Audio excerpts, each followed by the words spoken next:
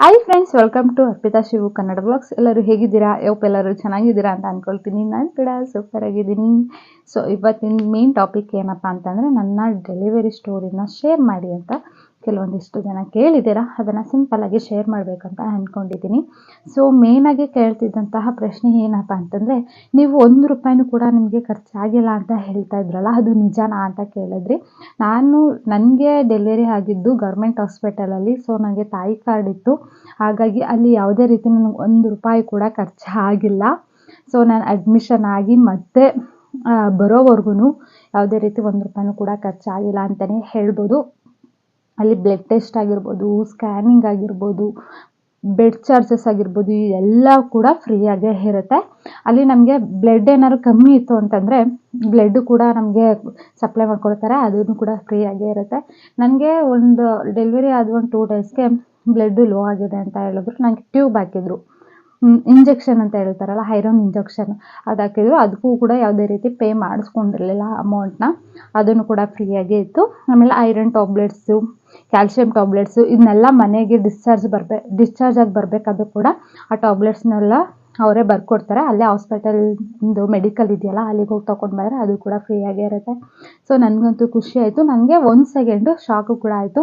ನಾನು government hospital personally ಹೇಳ್ಕೊಬೇಕಂದ್ರೆ ಯಾವಾಗಲೂ ಹೋಗ್ತಾ ಇರಲಿಲ್ಲ. ಫೀವರ್ ಏನಾರು ಬಂತು ಅಂತಂದರೆ ಪ್ರೈವೇಟ್ ಹಾಸ್ಪಿಟಲ್ಗೆ ತೋರಿಸ್ಕೊಳ್ತಾ ಇದ್ದಿದ್ದು, ಏನಾದರೂ ಇತ್ತು ಅಂದರೆ ಪ್ರೈವೇಟ್ ಹಾಸ್ಪಿಟಲಲ್ಲಿ ತೋರಿಸ್ಕೊಳ್ತಾ ಇದ್ದಿದ್ದು. ಬಟ್ ಡೆಲಿವರಿಗೆ ಏನಪ್ಪ ಅಂತಂದರೆ ನನ್ನ ಮೈಂಡ್ ಥಿಂಕಿಂಗ್ ಹೆಂಗಪ್ಪ ಇತ್ತು ಅಂದರೆ, ಗೌರ್ಮೆಂಟ್ ಹಾಸ್ಪಿಟಲಲ್ಲೇ ನಾನು ಮಾಡಿಸ್ಕೋಬೇಕು ಅನ್ನೋದಿತ್ತು. ಯಾಕಂದರೆ ನಾನು ಅಲ್ಲಿ ಸ್ವಲ್ಪ ದಿನ ನಾನು ಕಮ್ಯುನಿಕೇಷನಲ್ಲಿ ವರ್ಕಲ್ಲಿದ್ದಾಗ ವರ್ಕ್ ಮಾಡಿದ್ದೀನಿ ಸ್ವಲ್ಪ ದಿನ. ಹಂಗಾಗಿ ನನಗೆ ಅದ್ರ ಬಗ್ಗೆ ಎಲ್ಲ ಗೊತ್ತಿತ್ತು. ಚೆನ್ನಾಗಿ ನೋಡ್ತಾರೆ ಆ್ಯಂಡು ಚೆನ್ನಾಗಿರುತ್ತೆ, ಆದಷ್ಟು ನಾರ್ಮಲ್ ಡೆಲಿವರಿ ಟ್ರೈ ಮಾಡ್ತಾರೆ ಅನ್ನೋ ಹೋಪ್ ಇತ್ತು. ಹಂಗಾಗಿ ನನ್ನ ಮೈಂಡ್ ಸೆಟ್ ಫಿಕ್ಸ್ ಆಗಿತ್ತು, ಗೌರ್ಮೆಂಟ್ ಹಾಸ್ಪಿಟಲಲ್ಲೇ ನಾನು ಡೆಲಿವರಿ ಮಾಡಿಸ್ಕೋಬೇಕು ಅನ್ನೋದು ಸೆಟ್ ಆಗಿತ್ತು ನನ್ನ ಮೈಂಡಲ್ಲಿ. ಹಂಗಾಗಿ ನಾನು ಗೌರ್ಮೆಂಟ್ ಹಾಸ್ಪಿಟಲಲ್ಲಿ ಮನೋಹರ್ ಸರ್ ಅಂತ ಇದ್ದಾರೆ ಗೈನಿಕ್. ಸೊ ನಾನು ಅವ್ರ ಹತ್ರನೇ ತೋರಿಸ್ತಾ ಇದ್ದಿದ್ದು. ಅವ್ರದ್ದು ಪ್ರೈವೇಟು ಕ್ಲಿನಿಕ್ ಕೂಡ ಇದೆ, ಅವ್ರದ್ದು ಲ್ಯಾಬು ಕೂಡ ಇದೆ, ಕ್ಲಿನಿಕ್ಕು ಕೂಡ ಇದೆ. ಅಲ್ಲಿ ನಾನು ಯಾವಾಗ್ಲೂ ಕನ್ಸಲ್ಟ್ ತಗೊಳ್ತಾ ಇದ್ದೆ. ಮಾಮೂಲಿ ಗೌರ್ಮೆಂಟ್ ಹಾಸ್ಪಿಟಲ್ಗೆ ಅವರು ರೆಫರ್ ಬರೆಯೋದು ಅಂತ ಗೊತ್ತಿತ್ತು ನನಗೆ ಡೆಲಿವರಿ ಟೈಮಲ್ಲಿ. ಸೊ ನಾನು ಯಾವಾಗಲೂ ತೋರಿಸ್ತಾ ಇದ್ದಿದ್ದು. ನಾನು ತೋರಿಸಿದಂಥ ಡಾಕ್ಟರ್ ಮನೋಹರ್ ಸರ್, ಮಂಡ್ಯದವ್ರು ಯಾರು ನನ್ನ ವೀಡಿಯೋ ನೋಡ್ತಿದ್ದೀರ ಅವ್ರು ಖಂಡಿತವಾಗ್ಲೂ ಗೊತ್ತಿರುತ್ತೆ ಮನೋಹರ್ ಸರ್ ಯಾರಂತ. ಸೊ ಲೇಡೀಸ್ ಪ್ರಾಬ್ಲಮ್ಸ್ ಏನೇನಿದೆ ಆಲ್ಮೋಸ್ಟ್ ಅವರು ಲೇಡೀಸ್ ಪ್ರಾಬ್ಲಮ್ಸ್ ಅಂತ ಬಂತು ಅಂತಂದರೆ, ಗರ್ಭಕೋಶ ಪ್ರಾಬ್ಲಮ್ಸ್ ಇರ್ಬೋದು, ಆಮೇಲೆ ಇರ್ರೆಗ್ಯುಲರ್ ಪೀರಿಯಡ್ಸ್ ಇರ್ಬೋದು, ತುಂಬ ವರ್ಷಗಳ ಕಾಲ ಮಕ್ಕಳಾಗದಂತೆ ಇರುವಂಥದ್ದಾಗಿರ್ಬೋದು, ಇವಕ್ಕೆಲ್ಲ ಫೇಮಸ್ ಡಾಕ್ಟರ್ ಅಂತಲೇ ಹೇಳ್ಬೋದು. ಹಂಗಾಗಿ ಅವ್ರಿಗೆ ಒಳ್ಳೆ ರಿವ್ಯೂ ಇತ್ತು. ಆ್ಯಂಡು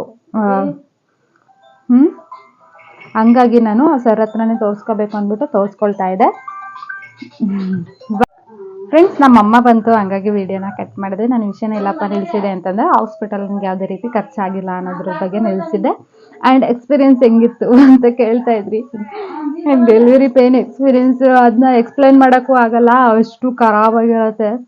ಅದು ಎಲ್ಲರೂ ಅನುಭವಿಸುವಂಥ ನೋವೇ. ಅದು ನಾನು ಡೀಪಾಗಿ ಹೇಳೋದೇನು ಬೇಡ.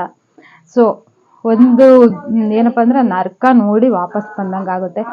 ನಮಗೆ ಪುನರ್ಜನ್ಮ ಬಂದಂಗೆ ಆಗುತ್ತೆ. ಯಾರಿಗೆ ಹೆಂಗೋ ಗೊತ್ತಿಲ್ಲ. ನನಗೆ ಡೆಲಿವರಿ ಪೇನ್ ಬಂದಾಗ ನನಗೆ ಪೇನ್ ಜಾಸ್ತಿ ಆಗ್ತಿದೆ ಅಂತಂದ್ರೂ ಯಾರೂ ತಲೆ ಕೆಡಿಸ್ಕೊಳ್ತಾ ಇರಲಿಲ್ಲ. ಇನ್ನೂ ಪೇನ್ ಬರಲಿ ಅಂತ ಹೇಳ್ತಾನೆ ಇರೋರು. ನನಗೆ ವೆಡ್ನೆಸ್ಡೇ ಇವಾಗ ನನ್ನ ಮಗಳು ಇದ್ಬಿಟ್ಟು ಬಾ ಎತ್ಕೊ ಬಾ. ನಮ್ಮ ಅಮ್ಮನ ಸೌಂಡ್ ಕೇಳಿದ ತಕ್ಷಣ ಇದ್ಬಿಟ್ಲು. ನೀನು ಹೋದಾಗ ಮಲ್ಕೊಂಡಿದ್ಕೆ ಇವಾಗ ಎದ್ದಾಳೆ, ನೀನು ಸೌಂಡ್ ಕೇಳ್ಬಿಟ್ಟು. ಹಾಂ ಫ್ರೆಂಡ್ಸ್, ಮಲ್ಗಿರ್ತಾಳೆ, ನಮ್ಮ ಅಮ್ಮನ ಸೌಂಡ್ ಕೇಳಿದ ತಕ್ಷಣ ಎದ್ಬಿಡ್ತಾಳೆ. ಇವಾಗ ಆ ಥರ ಅಭ್ಯಾಸ ಆಗ್ಬಿಟ್ಟಿದ್ದಾಳೆ. ಸೊ ನಮ್ಮಮ್ಮ ಇವಾಗ ಅಂಗಡಿಯಿಂದ ಏನೋ ಬಂದ ತಕ್ಷಣ ನಮ್ಮ ಅಮ್ಮನ ಸೌಂಡ್ ಕೇಳಿದ ತಕ್ಷಣ ಎದ್ಬಿಟ್ಟು. ಸೊ ನಾನು ವಿಷಯ ಎಲ್ಲಿಗೆ ಮಾತಾಡ್ತಿದ್ದೆ ಅನ್ನೋದು ಮರ್ತೋಯ್ತು. ಡೆಲಿವರಿ ಪೇನ್ ಬಗ್ಗೆ ಮಾತಾಡ್ತಾ ಇದೆ. ಬೇಜಾರು ಮಾಡ್ಕೊಬಿಡಿ. ಅದ್ರ ಬಗ್ಗೆ ಎಕ್ಸ್ಪೀರಿಯೆನ್ಸ್ ಇರೋರ್ಗೂ ಗೊತ್ತಿರುತ್ತೆ. ನನಗೆ ಅನಿಸ್ತಿದ್ದು ಏನಪ್ಪ ಅಂದರೆ, ಪೇಯ್ನ್ ಬರ್ತಾಯಿದೆ ಕರ್ಕೊಂಡೋಗಿ ಅಂತಂದ್ರು ಕರ್ಕೊಂಡು ಹೋಗ್ತಾ ಇರಲಿಲ್ಲ. ಲೇಬರ್ಗೆ ಇನ್ನೂ ಪೇಯ್ನ್ ಬರಬೇಕು ಅಂತ ಹೇಳೋರು. ನನಗೆ ಹೆಂಗೆ ಅನ್ಸೋದು ಅಂದರೆ ಯಾವ್ದಾದ್ರು ಡೋರ್ ಓಪನ್ ಆಗಿದ್ರೆ ಸಾಕು ಕಣಪ್ಪ, ಹೊರ್ಟೋಗ್ಬಿಡ್ಬೇಕು. ನಮ್ಮಮ್ಮ ಮತ್ತು ನಮ್ಮ ಅತ್ತೆ ಎಲ್ಲ ಹೊರಗಡೆ ಕೂತಿದ್ರು, ಅವ್ರ ಹತ್ರ ಹೋಗಿ ಹೇಳ್ಬಿಡ್ಬೇಕು, ಅವ್ರ ಹತ್ರ ಹೋಗ್ಬೇಕು ಶಿವ ಅವರೆಲ್ಲ ಹೊರಗಡೆ ಇದ್ದಾರೆ, ಹೋಗ್ಬೇಕು ಅಂತ ಅನ್ಸೋದು. ಮಾಮೂಲಿ ಪೇನ್ ಬರೋಕ್ಕೆ ಯಾರ್ಯಾರು ಸ್ಟಾರ್ಟ್ ಆಗಿರುತ್ತೆ ಅವರೆಲ್ಲ ಒಂದು ರೂಮಲ್ಲಿ ಇರ್ತಾರೆ ಸಪ್ರೇಟು. ಅವ್ರು ಕಿರ್ಚೋದು, ಅವ್ರಿಗೆ ಓಡಾಡೋದು ಎಲ್ಲ ನೋಡಿಕೊಂಡು ನಾನು ಕಿರ್ಚೋದು, ನಾನು ಓಡಾಡೋದು ಎಲ್ಲ ಒಂಥರ. ವೆಡ್ನೆಸ್ಡೇ ಹಂಗೆ 11 ಜಾಸ್ತಿ ಪೇನ್ ಬಂದಿದ್ದಕ್ಕೆ ಅರ್ಲಿ ಮಾರ್ನಿಂಗ್ 7:30ವರೆಗೂ ನೋವು ಅನುಭವಿಸಿದ್ದೀನಿ. ಇಡೀ ನೈಟ್ ನೋವು ಅನುಭವಿಸಿದ್ದೀನಿ ಅಂತಲೇ ಹೇಳ್ಬೋದು. ಯಪ್ಪ ಸಾಕಪ್ಪ ಜೀವನ. ನಾನು ಅವತ್ತೇ ಒಂಥರ ಅನ್ಕೊಬಿಟ್ಟೆ, ನಂಗೆ ಒಂದೇ ಪಾಪು ಸಾಕು, ನಾನು ಮತ್ತೆ ನನ್ನ ಪಾಪು ಮಾಡ್ಕೋಬಾರ್ದು ಅನ್ನೋ ಥರ ಆಗ್ಬಿಡ್ತು. ಯಾಕಪ್ಪ ಬೇಕು ಅನ್ನೋ ಥರ ಈ ಥರ ಅನಿಸ್ಬಿಡ್ತು. ಬಟ್ ನನಗೆ ಡೆಲಿವರಿ ಪೇಯ್ನ್ ಬಂದು ಅರ್ಲಿ ಮಾರ್ನಿಂಗ್ ಲೇಬರ್ ರೂಮ್ ಕರ್ಕೊಂಡೋದ್ರು. ಲೇಬರ್ ರೂಮ್ ಕರ್ಕೊಂಡು ಹೋಗಿದ್ದು 2 ನಿಮಿಷನಿಲ್ಲ, 1 ನಿಮಿಷಕ್ಕೆ ನನಗೆ ಪಾಪ ಆಯಿತು.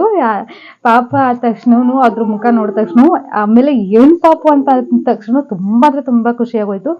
ಅಷ್ಟೆಲ್ಲ ನೋವು ಅನುಭವಿಸಿದ್ನ ಅನ್ನೋಷ್ಟು ಅವೆಲ್ಲ ಮರ್ತ್ಕೊಂಡೇ ಬಿಟ್ಟೆ ಒಂದೇ ಸೆಕೆಂಡ್ಗೆ. ಪಾಪು ಮುಖ ನೋಡಿದ ತಕ್ಷಣ ಇಷ್ಟು ಓವರ್ ನೈಟ್ ಏನು ನೋವು ಅನುಭವಿಸಿದೆ ಆ ನೋವೆಲ್ಲ ಮರ್ತೇ ಹೋಯ್ತು. ಇದೆಲ್ಲ ನೋವು ಅನುಭವಿಸಿದ್ನ, ಇದೊಂದು ಮ್ಯಾಟರಾ ಅನ್ನೋ ಥರ ಅನ್ನಿಸ್ಬಿಡ್ತು. ಸೊ ಇಷ್ಟು ನನ್ನ ಡೆಲಿವರಿ ಸ್ಟೋರಿ ಅಂತಲೇ ಹೇಳ್ಬೋದು. ಆಮೇಲೆ ಲಾಸ್ಟ್ ಕಮೆಂಟಲ್ಲಿ ನಿಮಗೆ ಬಾಯ್ ಆರ್ ಗರ್ಲ್ ಇಷ್ಟನಾ ಅಂತ ಕೇಳಿದ್ರಿ. ನಾನು ಗರ್ಲ್ ಬೇಬಿ ಅಂತ ಹೇಳಿದೆ. ನೀವು ಲಾಸ್ಟ್ ಟೈಮು ಕೇಳಿದಾಗ ಗರ್ಲ್ ಅಂತ ಹೇಳಿದ್ರಲ್ಲ, ನೀವೇನಾದ್ರು ಚೆಕ್ ಮಾಡಿಸಿದ್ರಾ ಹಂಗೆ ಅಂತೆಲ್ಲ ತುಂಬ ಜನ ಕೇಳ್ತಾಯಿದ್ರಿ. ಆಮೇಲೆ ನಾನು ಏನಾದ್ರು ಸ್ಟೋರಿ ಹಾಕಿದಾಗ ಹೆಣ್ಪಾಪು ಸ್ಟೋರಿನೇ ಹಾಕ್ಕೊಳ್ತಾ ಇದ್ದೆ. ಆ್ಯಂಡ್ ಲವ್ ಯು ಮಗಳೇ ಹಾಗೆ ಅಂತೆಲ್ಲ ಹಾಕ್ಕೊಳ್ತಾ ಇದ್ದೆ ನಾನು ಪ್ರೆಗ್ನೆಂಟ್ ಆಗಿದ್ದಾಗಲೇ. ಅದಕ್ಕೆ ಡೆಲಿವರಿ ಆದಮೇಲೆ ನೀನು ಚೆಕ್ ಮಾಡಿಸಿದ್ದ, ನಿನ್ಗೆ ಹೆಣ್ಪಾಪುನೇ ಆಗುತ್ತೆ ಅಂತ ಹೆಂಗೆ ಗೊತ್ತಿತ್ತು ಹಂಗೆಲ್ಲ ಕೇಳ್ತಾಯಿದ್ರೆ. ಅದೊಂದು ಹೋಪ್ ಅಷ್ಟೇ. ನಾನು ಲಾಸ್ಟ್ ವಿಡಿಯೋದಲ್ಲಿ ಹೇಳಿದ್ದೀನಿ ಆ ಥರ ಚೆಕ್ ಮಾಡಿಸೋದೆಲ್ಲ ಕಾನೂನು ಬಾಹಿರ ಅಂತ ನಿಮಗೂ ಗೊತ್ತು. ಸೊ ಅದೆಲ್ಲ ತಪ್ಪು, ನಾನು ಆ ಥರ ಮಾಡಿಸೂ ಇಲ್ಲ. ಬಟ್ ಒಂದು ಹೋಪ್ ಇಟ್ಕೊಂಡಿದ್ವಿ, ಆ ಹೋಪ್ ಪ್ರಕಾರ ಆಯ್ತು ಅಷ್ಟೇ. ಅದು ಬಿಟ್ಟರೆ ನಾವು ಯಾವುದೇ ರೀತಿ ಚೆಕ್ ಮಾಡಿಸಿರ್ಲಿಲ್ಲ. ಇದು ಒಂದು ವಿಷಯ ಹೇಳಬೇಕಾಗಿತ್ತು. ಸೊ ಆದಷ್ಟು ಗೌರ್ಮೆಂಟ್ ಹಾಸ್ಪಿಟಲ್ಗೆ ಹೋಗಿ ಫ್ರೆಂಡ್ಸ್. ಗೌರ್ಮೆಂಟ್ ನಮಗೆ ಏನೇನು ಸವಲತ್ತುಗಳನ್ನ ಕೊಟ್ಟಿದ್ದಾರೆ ಅದನ್ನು ನಾವು ಯೂಸ್ ಮಾಡ್ಕೋಬೇಕು. ನಮ್ಗೆ ಇವಾಗ ನಾರ್ಮಲ್ ಡೆಲಿವರಿನೇ ನನಗಾಯಿತು. ಗೌರ್ಮೆಂಟ್ ಹಾಸ್ಪಿಟಲಲ್ಲಿ ಆದಷ್ಟು ನಾರ್ಮಲ್ ಡೆಲಿವರಿನೇ ಟ್ರೈ ಮಾಡ್ತಾರೆ. ಆದಷ್ಟು 95% ನಾರ್ಮಲ್ ಡೆಲಿವರಿಗೆ ಆಗೋಕ್ಕೆ ಟ್ರೈ ಮಾಡ್ತಾರೆ.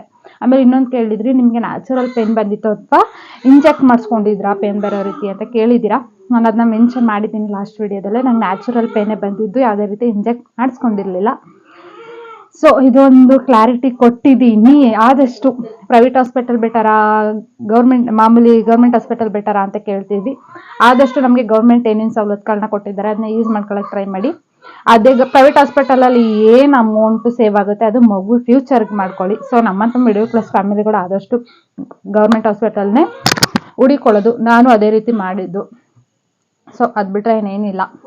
ಕ್ಲಾರಿಟಿ ಕೊಟ್ಟಿದ್ದೀನಿ ವಿಡಿಯೋನ. ನನ್ನ ಪಾಪು ಹೇಳ್ತಾ ಇದೆ, ನಾನು ಹೋಗಬೇಕು, ಮಧ್ಯದಲ್ಲಿ ಸ್ವಲ್ಪ ಈ ಥರ ವಿಡಿಯೋ ಮಾಡ್ಕೊತಿದ್ದೀನಿ ಅಷ್ಟೇ, ಕಂಟಿನ್ಯೂ ಮಾಡಬೇಕು ಅಂದ್ಬಿಟ್ಟು ಅವಳನ್ನ ಸಮಾಧಾನ ಮಾಡಿ ಬರಬೇಕು ಇವಾಗ. ಸೊ ಹಾಗಾಗಿ ವಿಡಿಯೋ ನಾನು ಇಲ್ಲಿಗೆ ಎಂಡ್ ಮಾಡ್ಕೊಳ್ತಾ ಇದ್ದೀನಿ. ನೆಕ್ಸ್ಟ್ ವ್ಲಾಗಲ್ಲಿ ಸಿಗೋಣ. ಅಲ್ಲಿವರೆಗೂ take care, bye bye, love you all.